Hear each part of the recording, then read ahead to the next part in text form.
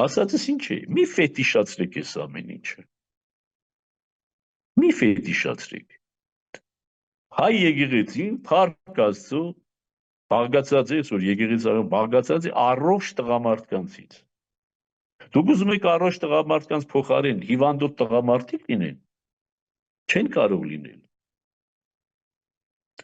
իսկ առողջ տղամարդկանց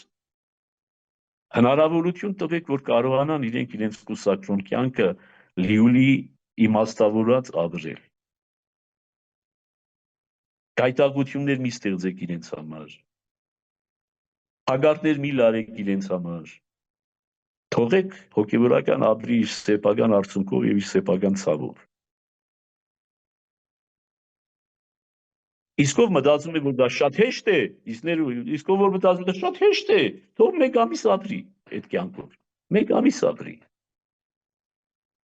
մեկ ամիս ինչ է, մեկ շաբաթ թող ապրի այդ կյանքով, փորձի ապրել։ Գիտեք ինչքան հագարտների ու գայթակղությունների միջով է անցել որևիցե մի հոգևորական, որ հասել է իմ տարիքին։ Դուք կարող եք դա երևակայել։ Սրբազան, բայց ամեն դեպքում սա արդյոք ձևական բնույթ չի կրում կուսակրոնությունը։